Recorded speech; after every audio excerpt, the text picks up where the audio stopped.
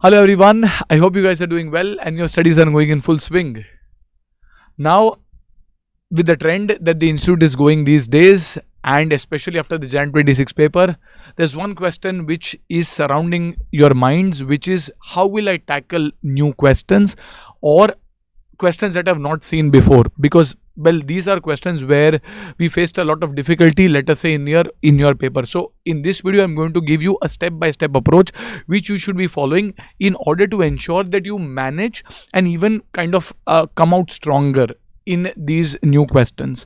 So over here, remember, 90% of these so-called new questions are not new concepts or new things. They are just the same thing that you have studied in a slightly different, in an unfamiliar, in a different format. And in those 3 hours, it becomes very difficult to kind of figure out what is to be done. And invariably what happens is you kind of blank out, you see the question, you lose confidence, and even when you know a lot of stuff, you kind of struggle. So just try to remember these things while you are preparing and while you are even writing your mock papers or your main papers to effectively handle. And we've spoken to a lot of students and they have vouched and they have kind of said that these are the things that we should try to do. So first of all, when you see a new question, do not panic. It is not just for you, it is new for everyone. Over here, the first thing you should look at it is, rather than reading the entire question, because the entire question is completely unfamiliar, you need context. So you go right at the bottom and figure out what is the requirement of the question. What are they asking? Like in school, probably you would have seen some comprehension passages which were there earlier. So you first crack down the requirement and then you go on into reading the question. So that is an absolute necessary, that you kind of go on and look at the requirement and then you proceed further into reading the question. So you will have context to what you are reading. Secondly, it is very important to break down the question.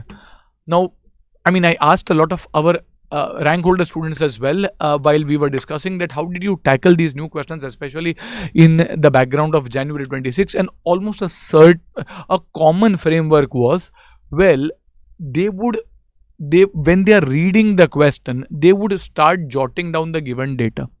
Now, this is a very powerful tool. You might not realize it. You might say that, okay, that's fine, it is already given, but it is given in a very scattered, unfamiliar way. For you, if you keep on looking at that question thrice, then you kind of blank out, you panic because it is a big question, a new question, you don't know how to approach. But when you read a question and you keep on jotting down the given data, you are already progressing in the question, at least as per your understanding. And once that given data comes in a statement, tabular, point-wise manner, it is much more easier for your mind to develop connections on how to progress further. So when you see a new question, first, do not panic. Second, look at the requirement, get context on what is asked. You will be able to figure out which chapter it is, which concept it is. Then when you're reading the question, break it down into whatever is the given data. Once you break it down into the given data, then based on your understanding, you can figure out, like for example, it's an AFM question. You have the data regarding EPS, you can somehow find the P, you come to market price. Once you find the market price, you can come to some other number. So you keep on going. Maybe you may not get the entire picture currently, but if you think of getting the full picture by just reading the question, that is a classic way to kind of panic and break down, because it's a new question. It is 3 hours, out of which you have to solve this in a few minutes. You cannot build that framework, but if you put one foot in front of the other, you will slowly reach, let us say, some actionable points. There may be some missing points which will slowly come into understanding. So first, requirement. Second, note down the given data. Third, based on the given data, try to find as many derived things you can find by applying the formulas. And fourth, when you are looking at a new question, third thing is you take the step-by-step approach. You tell yourself that, well, you know what, there will be stepwise marking. If I don't do it, I'm going to lose everything. Well, even if I reach a logical step over here, there will be some marks which will be allotted. So you are just focusing on the next step and then the next step, and most of the times that will get you closer to your final solution. Remember, the common mistake which you end up doing is, one, reading and just reading the question and then panicking without really documenting it down. And secondly, at the stage of your preparation, thinking that if I read more resources, I will have more ability to solve a new question. 9 out of 10 cases, no matter how many new resources you read, the question that will come in your exam may be a completely different question, different from those resources. So you have to come out of that mindset that reading more equals to having an ability to solve a new question better. No.